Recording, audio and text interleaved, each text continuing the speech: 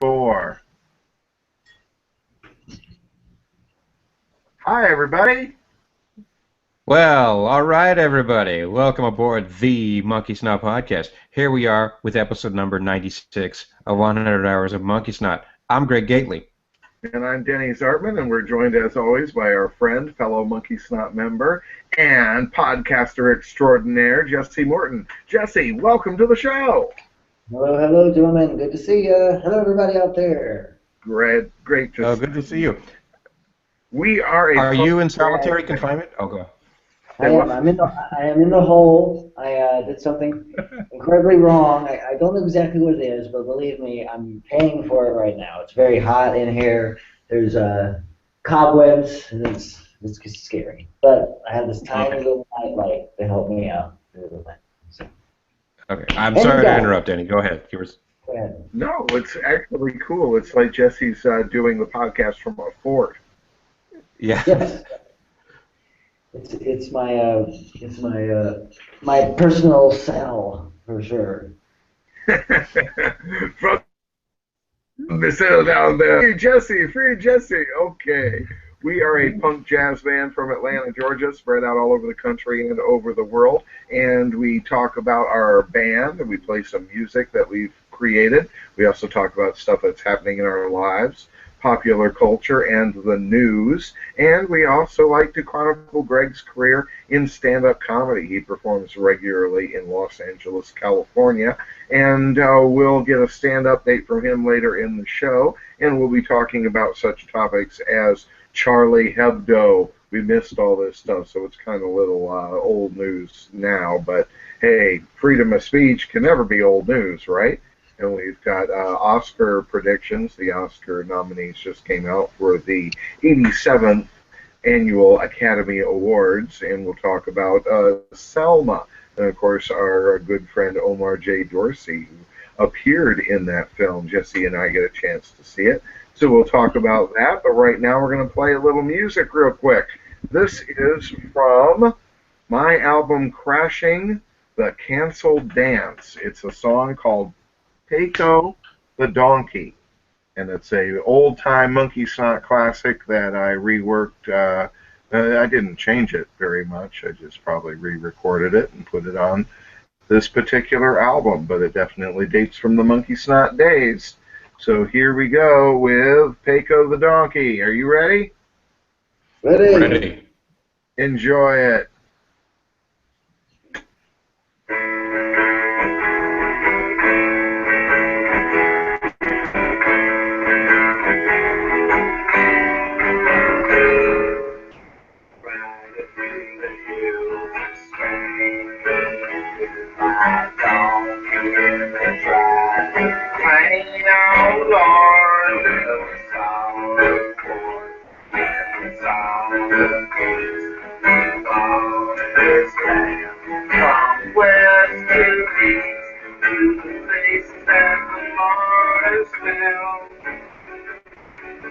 Following the sound of the sun and shine down all through the night to the morning light. As we walk and we drink and we talk and we cry about the things that ladies have done. So we walk, we stroll, saving souls of the cabin population. One by one, can you imagine the look in their eyes when they find out they got to the sky, looking down on them, gonna slide down there. He sees them sin like a dog, like a cat in its teeth, looking for someone to take. It's someone to be the water to quench the fire of natural thoughts, the burning desire.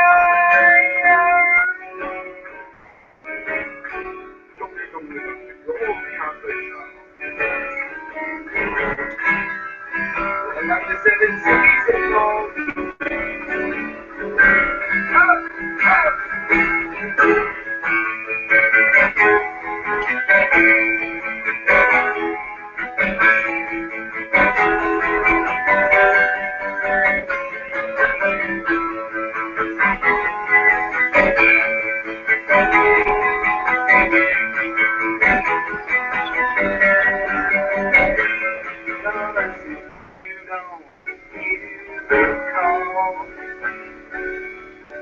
You don't mean nothing at all.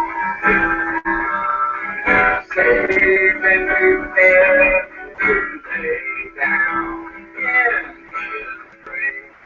A song so black and blue.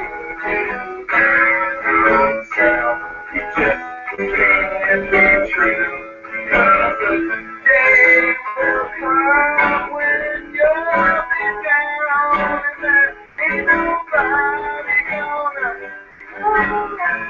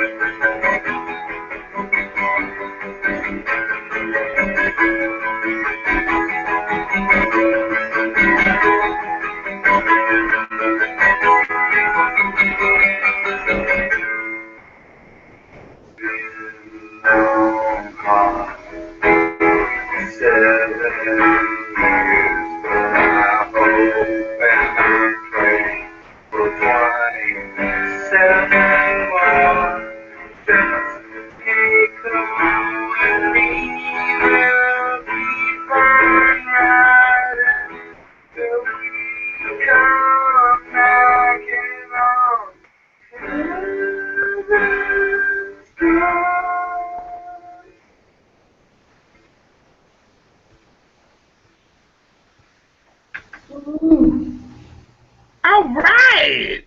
That was great, Denny. I remember that song. Thank you. All right. Turn this thing off. All right. There you go. Whoa. All right. Yeah, that's Peiko the Donkey. Dates back from the early Monkeysnot days. A song I don't know really where it came from. There's definitely Fire Sign Theater references in there when I do the dumdy dumdy dumdy. We're all Catholics now. So it's kind of a journey song, a song about this guy and his donkeys, and it was really just one of those unusual flashes of inspiration. You kind of get maybe somebody else named the song, and I just kind of ran with that image. Like, okay, here's a guy out with his donkey, and they're trying to convert people, and they're not really seeing what's going on, and it's kind of a conflicting, weird, psychedelic, just a story song that kind of feels dark and strange, like you're going into weird territory. That's kind of what I was going for. Yep. I remember that song, Denny. I've always enjoyed that song. I think it's actually, it fits in, almost ties in with a lot of other kind of like story-oriented songs that we've done in the past. You know, it reminds me of so many songs, and yet they're all different. It's like, but they could be all part of the same family. You know, or grouping. You know, even if they're spanned out through the course of the Monkeysnot career. You know, so you know, then ones that remind me, of course, are like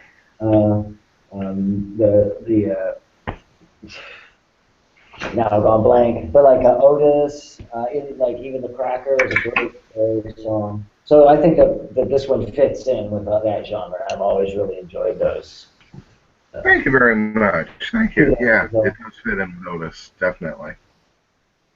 Yeah, I felt like, I got that feel too. Like it was a journey. It was, although a journey that you weren't in a particular hurry. It was kind of like a very nice, sort of relaxed pace, and I definitely got that sense too. It was very much it felt like like a traveling blues man kind of song. Yeah. Very much in that vein. And so, I did enjoy that about it. I was, let's see, what else? Although it did sort of, I think this has to do with the bandwidth thing, though. It kind of sort of began to fade out in a couple places. But that's just a technical thing. But other than that, yeah, man, I enjoyed it. Oh, cool. I'm glad you enjoyed it. It might be my primitive production. I always think it's more important to get the idea there. And I've been trying lately to improve the sound of it, but there's so many people that think that they can't get that perfect sound, so they never do anything. And that's one thing I'd like to try to eliminate, is that kind of thing that holds you back. All right, we do talk about stuff that's in the news and popular culture. Today is, what is it? It's January 18th, 2015, if we're going to mark the time. And we have lots of stuff that's been happening in the past few weeks. Charlie Hebdo, a satirical newspaper in France, underwent a terrorist attack. Many of their staff were killed by Islamic extremists that were offended by the satirical cartoons that the newspaper was printing, in particular cartoons and caricatures of the Prophet Muhammad. And it is forbidden by Islamic religious law. It's blasphemous to create any sort of image, even if it's flattering. And they got attacked for that. People died, and it's been a very big impact in world news. What have you guys been thinking about this? I'd like to go to Jesse and see what kind of, did that make the news over there? Were people talking about it on the average streets of Mexico where you live?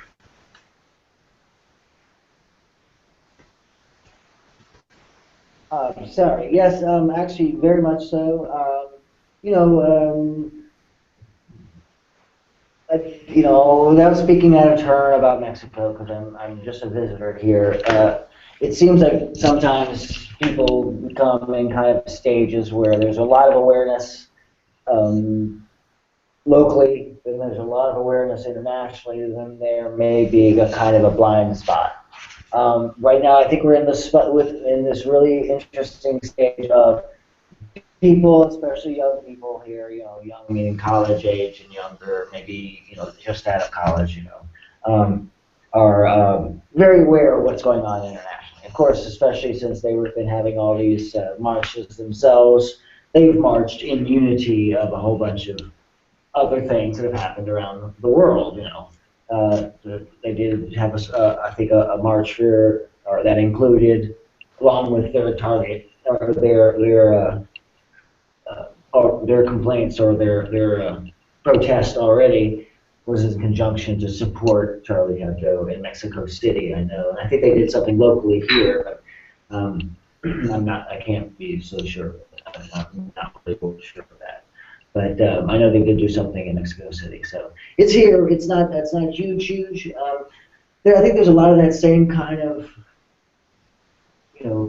Yeah, Mexico's an interesting country. There could be perceived sometimes a thing where you don't necessarily want to speak out a lot here either. There's a fine line. I think it's just like in the States, but I feel in the States we have a little bit more area to be able to be a little bit more critical of our surroundings. But meanwhile, again, Mexico is becoming more internationally aware again, and I think that's a plus for them overall, as a people. So. Interesting. So what's your personal take on this slaughter and the reaction that the world has had to it? I know that there's awful things happening in Nigeria. Over 2,000 people have been killed by terrorist gangs over there, and we're not giving it as much attention as this Charlie Hebdo incident has gotten. Yeah, I mean, that's a whole different subject for sure. First of all, my thoughts on the whole thing is, it's a terrible tragedy. I support all satirical comedy, Even if it's stuff I hate and I think is disturbing. Sometimes, it does, especially in, I think, politically minded cartoons. That's an important, cartoons, political cartoons seem to be a very important way of reaching a certain amount of audience that perhaps might not read every detail of every paper. So even though there's a knowledge or an understanding that in most cases political cartoons are going to be are going to be skewed satirically or cynically, there's a knowledge that reaches a whole bunch of people, and I think that's why maybe certain extremist groups are upset because they're realizing that if nothing in this newspaper, this little block is reaching people, So I can understand the power that they're afraid of that, which is why we have to keep supporting free press. But what's gonna change? I mean, who knows? Terrorism sucks. I don't remember what we called terrorism before the word was terrorism, but it was bad then too. So I don't know. As far as not paying attention to other things going on in the world, American media all media has a history of ignoring certain things. I don't know how they choose it. I can't knowledgeably decide either way. I think it would be stupid of me to try. So that would be basically my things. It's like I know that the government's involved with certain things, but should I get paranoid and continue to think everything is a conspiracy, or try to find the conspiracy in everything, or just say, am I being too passive? I don't know. You guys tell me. That's a good point. Good topics. Interesting points of discussion there. What do you think, Greg? You are an opponent of free speech. You think free speech is a bunch of bullshit and people should just shut up and stop offending each other. Is that correct? No, that's not correct. Let me elaborate on what I said. I had told Denny before we began that I said free speech is bullshit without elaborating it. Let me go into detail what I mean by that. Yes, I do believe that everybody should have the right to express themselves and to say whatever they want to say and express their point of view and all of that. But I think that free speech is in practice doesn't really exist. And what do I mean by that? Well, look, we take it for granted that here in the United States we have free speech. We can say whatever we want any old time we want. Well, that's really not true. I mean, and people will say, well, all free speech it's a guarantee against reprisal from the state. And while that may be true, it doesn't mean that it's free in other areas. I mean, let's say you go on Facebook and you sound off on a controversial issue, okay, and you do this on a weekend, right? You're not at work, you're not on company time, you're doing this in your own free time, and you're expressing an opinion on something controversial. Your employer can read that, and you might lose your job over that. Was that free speech? No, because you paid a severe penalty for it. So my thing is, if you got to pay a price, there are people that argue, well, freedom isn't free. Well, then it's not really freedom, is it? If there's a price attached to it, it's not really free. So the conclusion that I've come to is that the only time that you ever really exercise free speech is if you're by yourself, like if you're in your bathroom or something. Other than that, if you say something within earshot of another human being, there's a chance they may not agree with you, or worse, don't like it, and there's a mathematical possibility that they might say something to you, or take a swing at you, or even kill you. I mean, depending on where you are in the world and what the political realities are in the part of the world you're living in. So, but that being said, I just, I think this is awful. I think that, obviously I'm a comedian, so I think, it's very touchy for me when humorists get attacked. because humor is like the last really the last place of refuge to sort of challenge established ideas. And I know that it can get dicey when you go into areas like politics and religion, but you still got to do it. And looks, it's not like there aren't legitimate gripes against organized religion.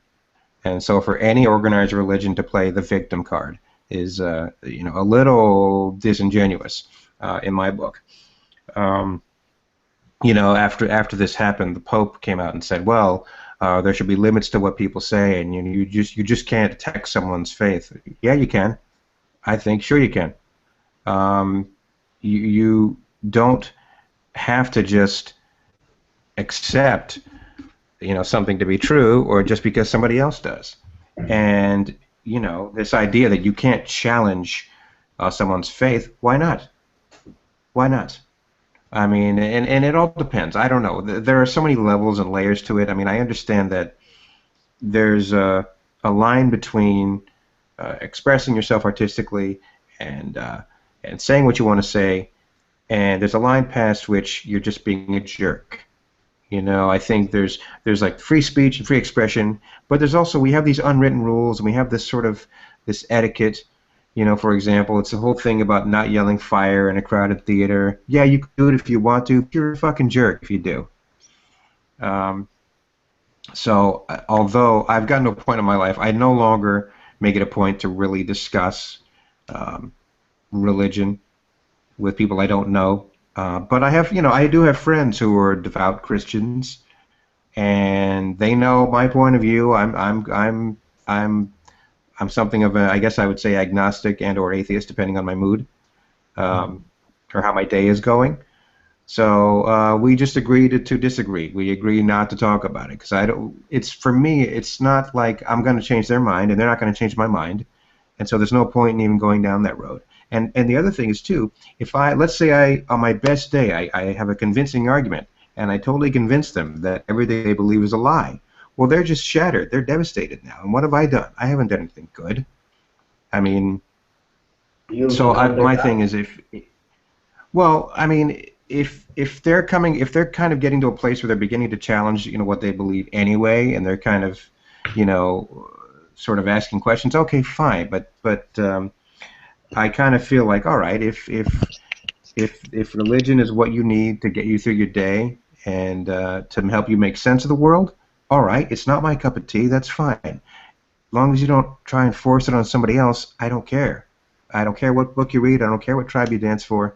That's it. That's for you. But when you start to drag it into the public sphere, or when you try to drag it into the legislative sphere, that's when you start to get the hair on the back of my neck goes up, and I'm like, all right, I gotta stop that. That's not cool. You cannot legislate away people's rights because you think the Bible says so, as one example. And going, in terms of the Charlie Hebdo thing, I mean, yeah, just because your book says don't depict the problem, so what? That's only for you because you believe that. The guys who work at Charlie Hebdo are not Muslims. So you're trying to impose your beliefs on somebody else essentially by what happened there. So anyhow, well, if any of that made sense, there's you. Go ahead. I'm sorry. Oh no, go ahead. Well, I just wanted to say that I'm really grateful that we live in the United States of America, at least two of us do, where we can say what we want to say, and we don't have to worry about somebody coming into this broadcast and censoring what we have to say. We have freedom of speech, and I can express exactly what I say without fear of being censored by YouTube or Google. And what I think we should do about the Islamic terrorists, well, I think we should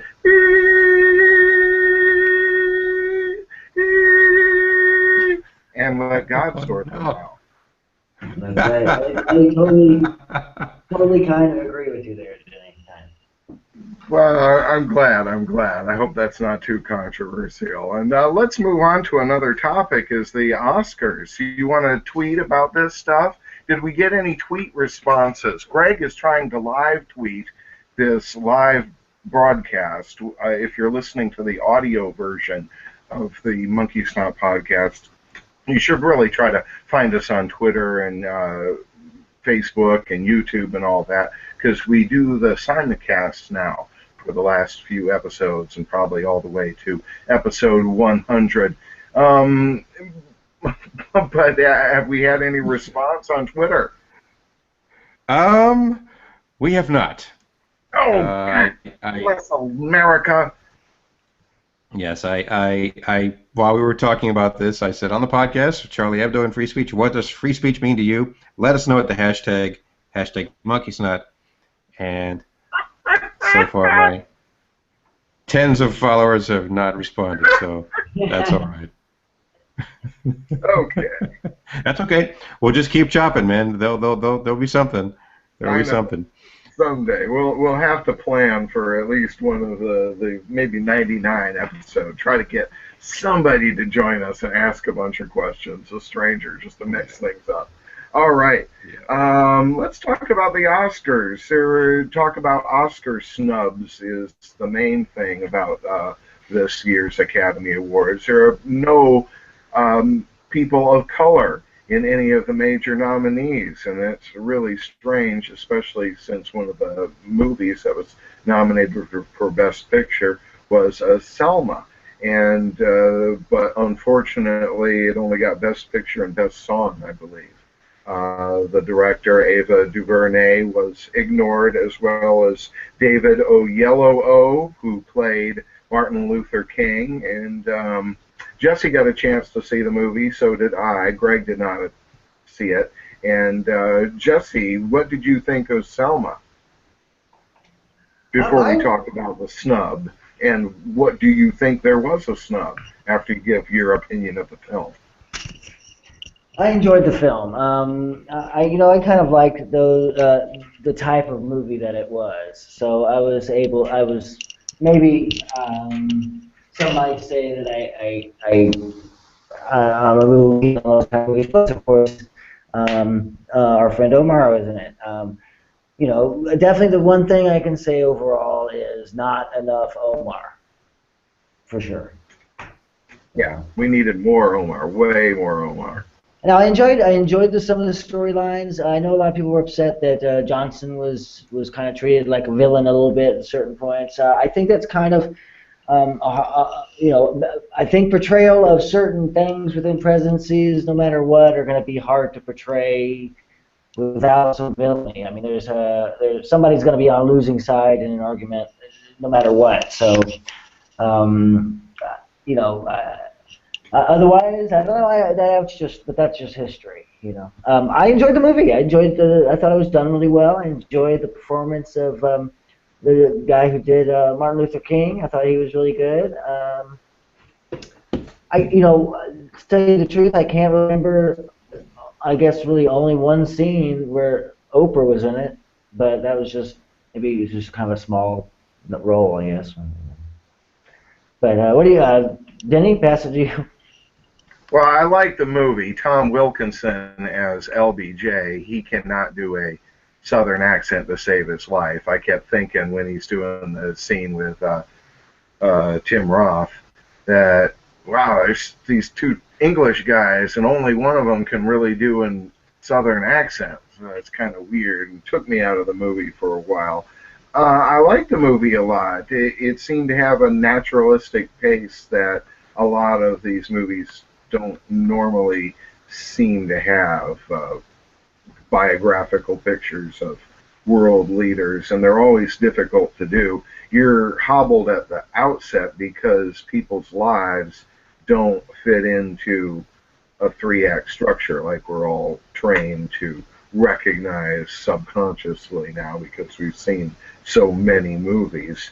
So it was good that it kind of broke away from that, and it focused on a little period of time. It wasn't like a birth to death biopic of his whole life. It was about the Selma marches and really tried to make you focus in on those events. I really like the way they introduced John Lewis, who is a great historical figure also here in Georgia.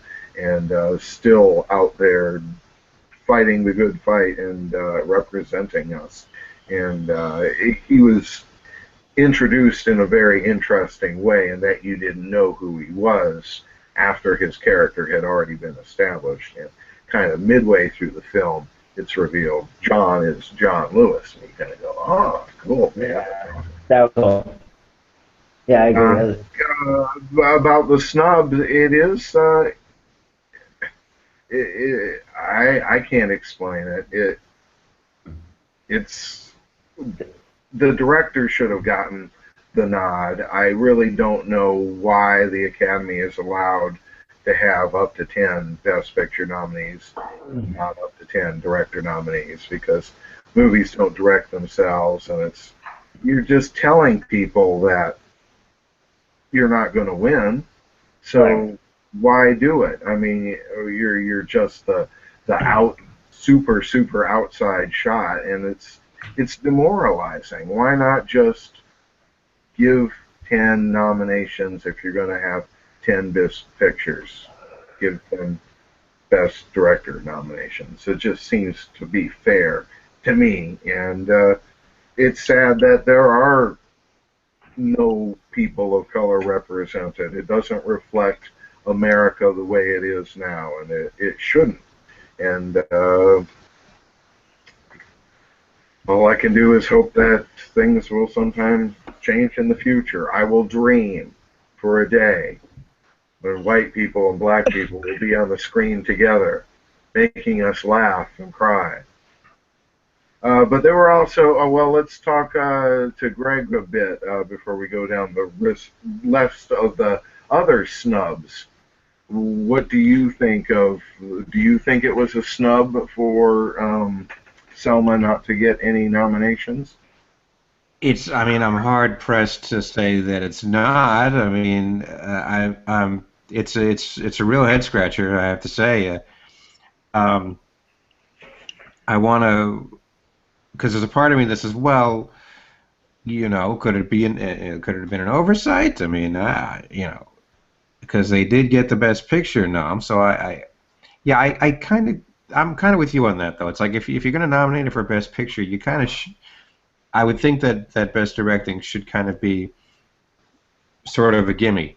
Yeah, yeah, yeah. Kind of like Because you're right, it doesn't direct itself, and I don't know. It's weird to me that would even happen. That would happen now. So you have to. It makes me wonder, like, what was going on in the minds of the Academy voters. And does that mean that, like, none of them, voted for it, or that it's like not enough of them voted? I don't know what the process is, but yeah, it's weird. It's almost like we really did go back in time to the pre-voting rights era. So I don't know what to really say to them. I'm kind of in a state of shock over it. Like, how does that even happen? How is that even possible? And the other thing is too. Well, does that mean? Is there a limit to the number of people that can be nominated for Best Actor and Best Actress and Best Director? And but again, it's like there's another part of me that says, well, I understand the shock and the outrage. The flip side of it, though, would be, well, the pictures and the actors that got the slots instead. It's not like Selma got snubbed in favor of something like Weekend at Bernie's or Porky's or something. So I don't know. It's just very odd. It's very strange, and I don't know how you fix that. I mean, can there be like write-ins? I mean, can like the fans and the moviegoers petition to get them on? But I imagine they've already chosen them by now, right? Chosen the winners by now. Yeah, I would just hope that eventually people like us, people who comment and react to the Oscars, because it's really just a popularity contest.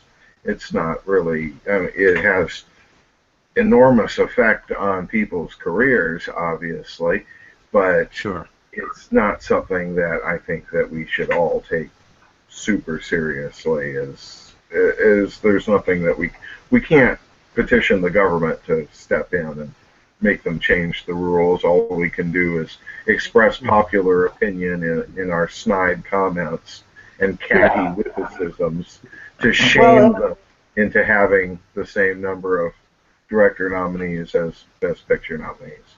exactly. I mean, I think that unfortunately it may be too late for the Selma director, but it is something that people through conversation and continue to comment, or you could go on to moveon.org and start yourself a petition. But it needs to be obviously specifically about the change that needs to happen. I think it may be too late, unfortunately, for the director, but that would be a part of being a part of the community that says we need, might as well change this. I mean, let's make it a little bit more fair if you're going to ask us to believe these are the best choices. You know.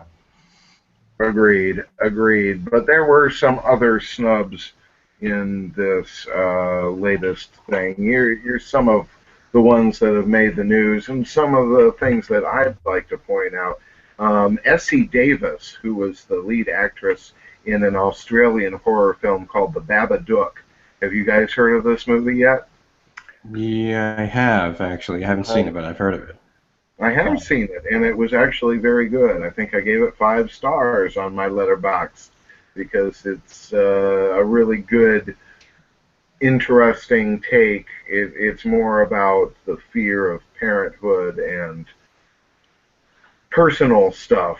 So, and the memories, negative memories that keep haunting you. So I think it had a lot of meaning. And Essie Davis was the lead actress in that. And she got to really stretch, go a lot of places. So I thought she was kind of robbed by not being nominated.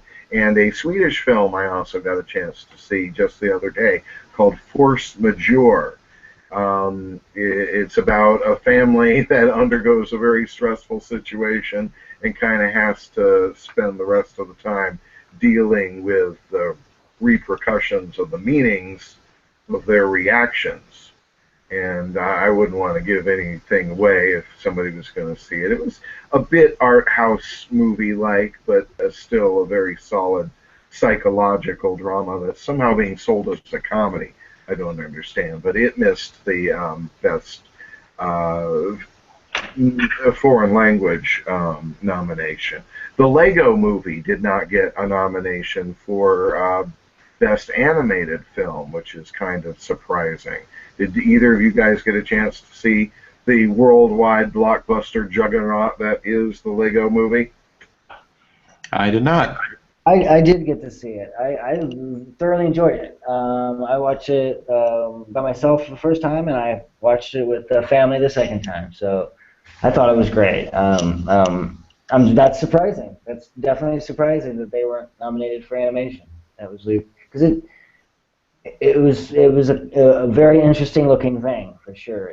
It did some cool tricks. I really enjoyed it. So that's surprising to me. Interesting. Also, the Roger Ebert documentary Life Itself did not get a nomination for Best Documentary, and that got a lot of eyebrows raised, and that's a real shame. I guess I can understand since he's a critic, he might have stepped on a lot of people's toes, but still, I was, yeah, that I thought that. Yeah. I thought that immediately. Like, was that political in some way? I mean. And the only other ones, basically, Jake Gyllenhaal got a lot of attention for his role in Nightcrawler, a lot of acclaim for that. Even Jennifer Aniston in a film called Cake, she got a lot of attention. And I would just point out how Angelina Jolie's film Unbroken kind of just sunk from view. I don't think it picked up any major awards in the last few weeks of the award season, and kind of unusual. I thought it was the type of movie that would have made more of a splash, and making a last-minute splash is Clint Eastwood's American Sniper, opening just yesterday, I believe. And that's getting a lot of, very successful, I believe, in its opening weekend, and getting a lot of critical acclaim. So that's like coming in under the wire. Any opinions on those movies or those mentions? I didn't hear much about Cake until the Golden Globes. I wasn't even aware that it was even out there. And then I saw the Golden Globes, and Jennifer Aniston had been nominated. I'm like, oh, okay. So I guess is that the fault of what the mark? They didn't market it well enough, or was it an indie art house film? I mean, I don't know anything about it. Yeah, I guess it was. Yeah, pretty low profile. Jesse, you look like you've got a cross hovering over your head. Sort of Damocles. It's You also have too many omens. Damn you, Oscar to hell! Damien! Join the podcast! In nomine Domini, Sabolsi Filique Ite ad Infernos. Kevin Smith compels you! Kevin Smith compels you! All right, let's listen to one more song, and then we'll head into our final 10 minutes. What do you say, fellas? Sounds great. Here we go. This is a song from Crashing the Invisible Dance, or Crashing the Canceled Dance. I got to get my own titles right. Crashing the Canceled Dance is the album. The song is called Scab, and you're hearing it right now on the Monkeysnot Podcast. Oh,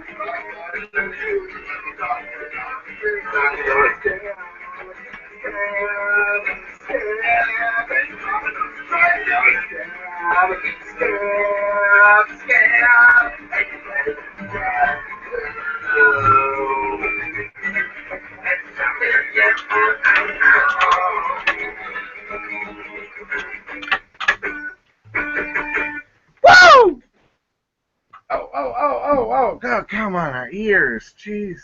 Yeah. Come on, it's late at night. Oh, I even give myself a headache. You hurt yourself? You rock and roll. Come on, younger me. Yeah. Jeez. Where'd Jesse go? Jesse. I don't know. He vanished. He disappeared. He had to run. The mist. That's all right. That is Scab. It is pretty much inspired by a Ramones song called Warthog, in that I kind of didn't worry about not having lyrics to the whole thing. I just kind of want to make a... And that's what I did. So I kind of made that voice and had lyrics for the chorus, but it was always kind of fun too.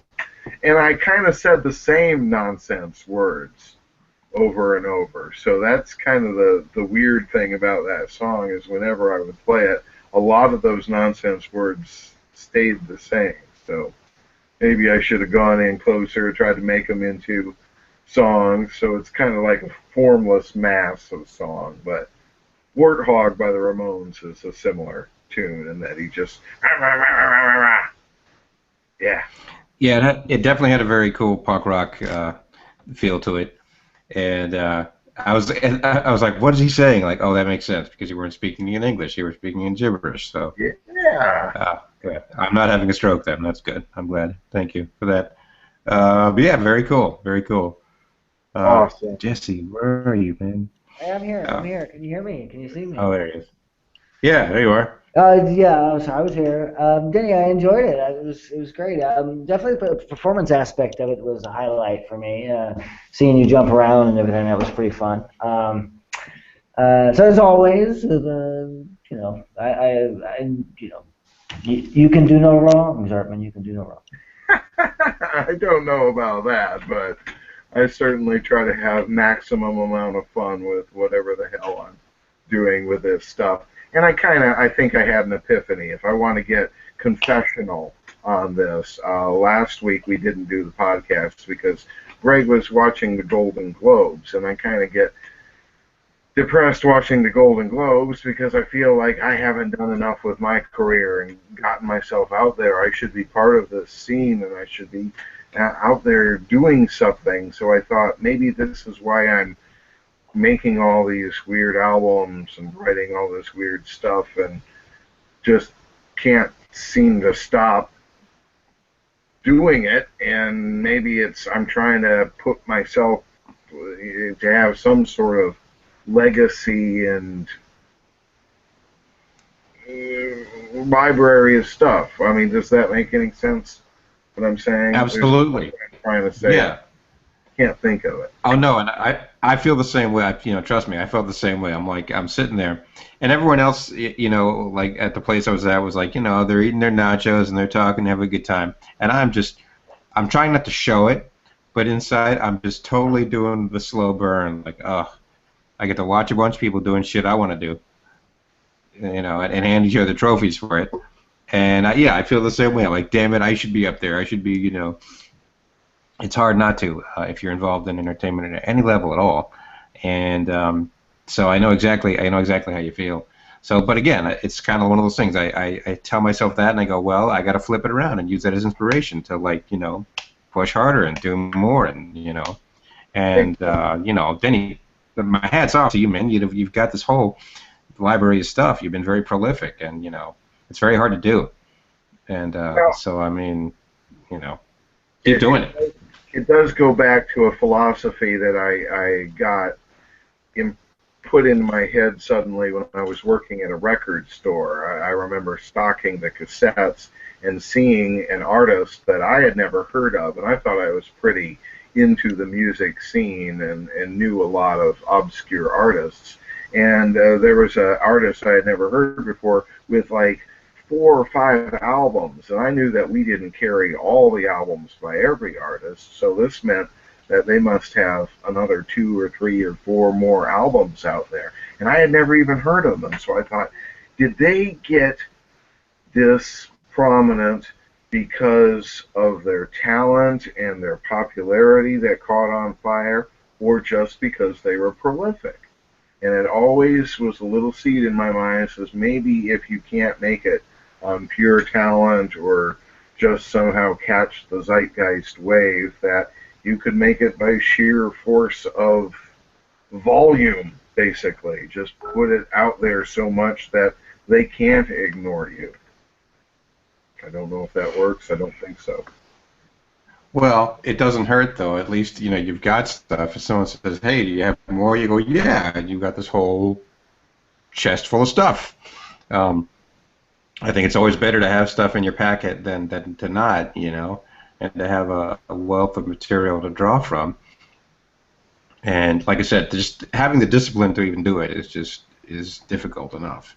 I mean, so yeah, I definitely would say keep doing it just to, if nothing else, for the exercise of it, but just so that you have a bank of material that you can work with and draw from and modify and go back and massage later on if you want to, if you feel like you need to. I'll tell you another story that fits into that thing about watching somebody else do what you want to do. Because I thought I have it bad and you think you have it bad.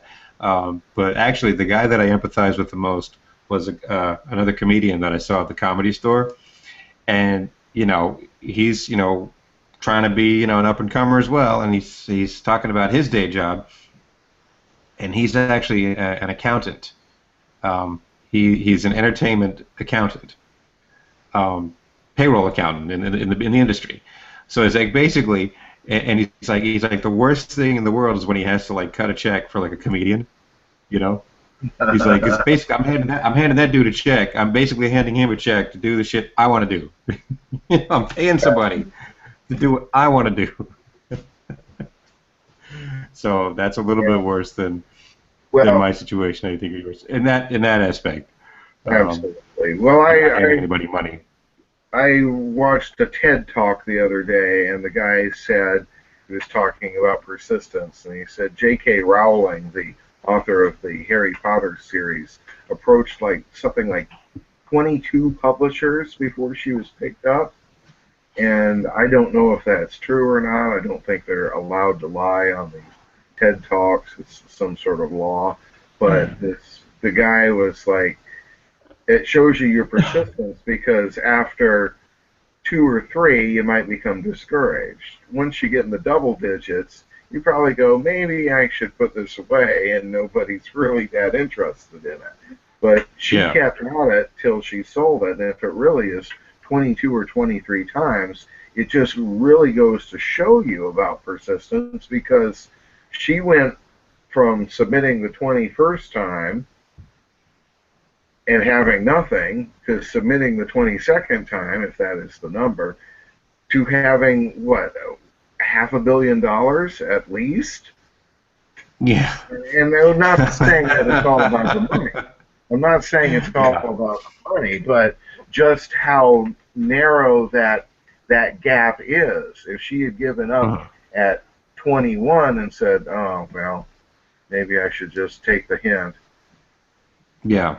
She wouldn't have this nearly $1 billion worth of money. I mean, if she doesn't have $1 billion, she's got to be worth it. I mean, they're making Harry Potter theme parks. She's got to be making that. And it's not about the money, though. I'm just saying the difference between having nothing and having that much is the line of persistence, I guess. And she didn't quit before the miracle. Yeah. All right. She could have very easily done that. Now, Greg, did you have a stand-up date for us this week? You're a stand-up comedian. We hinted at it at the top of the show. And already we're near the end. What is happening with you? Well, as a matter of fact, I do. Let's see. What did I do? A week and a half ago, I went to an open mic. First time I've been on stage in the new year. And the reason why I went to an open mic is because I had 2 new bits and I wanted to work them out. And I've been trying to find other avenues for stage time. And they both worked really well. They're both brand new, and it's like I said, that whole balancing act between trying to find new stuff and working on the old stuff. So the muse hit me. I got 2 new bits. I worked them out. They worked pretty well. So I'm very happy. So far so good in the new year. Don't have any club dates to announce at this time, but I will keep everybody posted. And that's it for now. And like I said, between now and then, I'm just going to keep hitting mics and just, working the stuff out, man.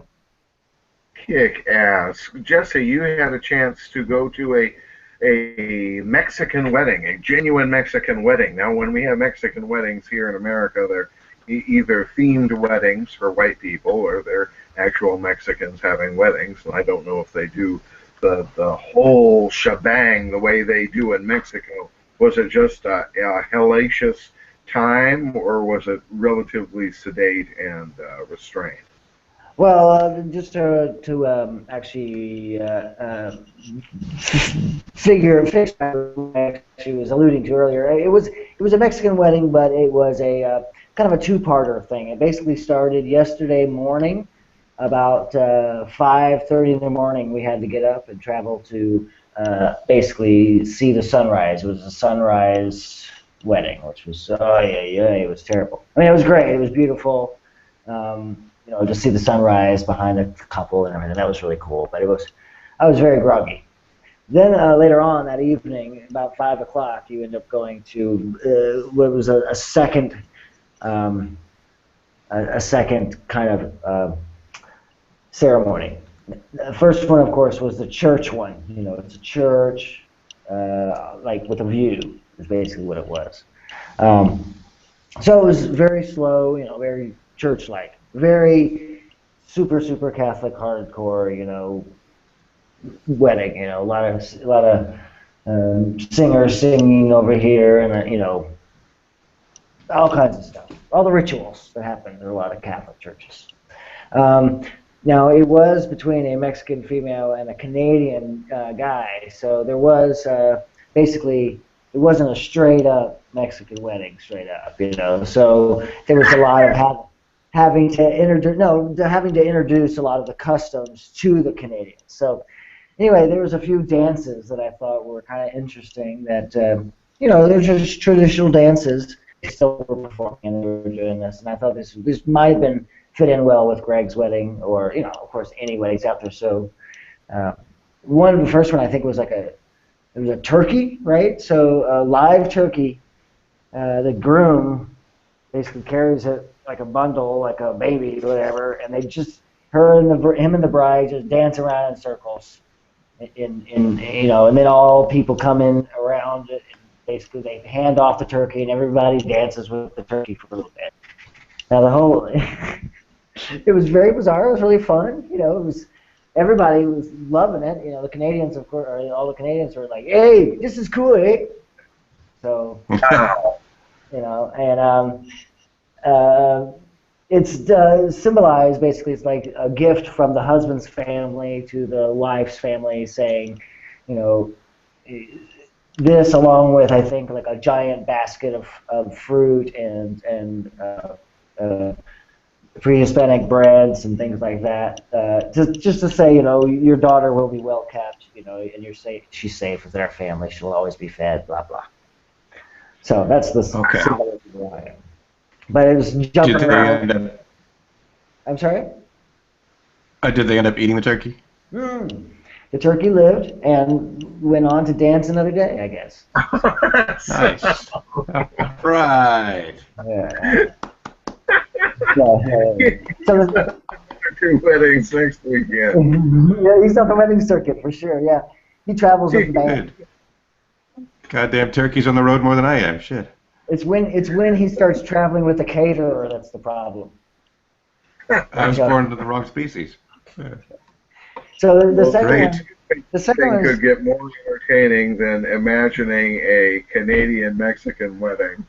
But the idea of them bringing out a turkey and everybody taking turns dancing with it, that's so great. Boy, that's awesome. The second one was basically the groom has to dress up in an apron, carry a broom, and hold a baby or a doll, right? And dance around, right? While the wife follows behind him with a belt and whips him. And this is of course to symbolize that he is now tamed, and he will help out with the childbearing or the child raising and the housework and all that stuff. So, and the cooking. So. Okay. Well, I'd like to apologize to all the Islamics that we offended today, because these Catholic extremists are just too much, man. Well, the groom at his own wedding. The thing that makes it a little bit better is that while they're doing it, the wife has to be guzzling a beer while dancing around and whipping her husband. Well, of course. Of course. Of course. Was this like during spring break or something? I mean.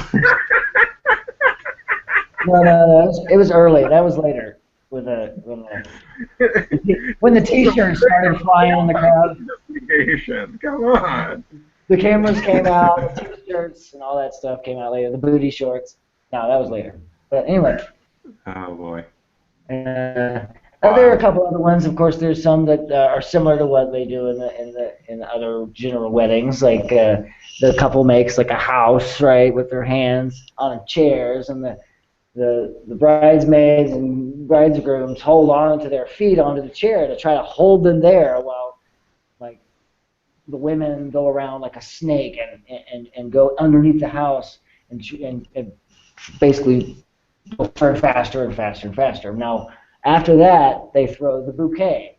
Then they do it again with the men doing the snake, and the whole premise of the men is the men try to, as they're going by, bump the groom to make them fall off the chairs. So basically it's a whole like aggressive, awesome thing where they're trying to tackle this guy off a chair, and all the groomsmen are trying to keep him on the chair. And of course, the symbolism is that this is a sturdy household and wishing them. But it was crazy. I went around in a circle, and immediately, as soon as they started going at the guy, I was like, I don't know what the hell. I don't even know this guy. So, and you can try to steal his shoe during this dance. If you do, you get a bottle of tequila. Wow. What? Actually, I think that was a special Canadian add-on. Oh yeah, I'm sure. Okay. Distract him while he takes his tequila. That's right. And Unbelievable. The final one, of course, is the one where the groom lays like a stiff board, and the groomsmen all carry him around like he's dead and put flowers and booze and cigarettes and stuff all over him. And, of course, that's as the wife goes behind in her white dress but with the black veil, symbolizing the end of the death of his single life. All happy. Definitely epic. Yes. Very much so. All right. Well, I think that's about it. We're almost out of time. Anything anybody wanted to mention before we go? I'm good for now. Like I said, everybody, keep doing what you're doing. Don't let the music die inside you. Try to watch 12 Monkeys and tell me what you think for next time. All right. I'll try to catch it. We'll at least be able to talk about hopefully one episode next time. Sure. Sounds good. All right, cool. Well, then, in that case, we can go ahead and wrap it here. That is all the time we have for this edition of the Monkeysnot Podcast. Thank you out there for listening and for watching, if you're watching on the live stream. And I want to thank our good friend and co-host, Jesse Morton, for joining us. Jesse, thanks again. My pleasure, of course, as always. Glad to be here. Good to see you guys again. Good to see you. And once again, I'm Greg Gately. And I'm Denny Zartman. For everybody in Monkeysnot, thank you so much for listening and supporting, and hope that you will join us again for our next episode. Thank you. Stay out of jail.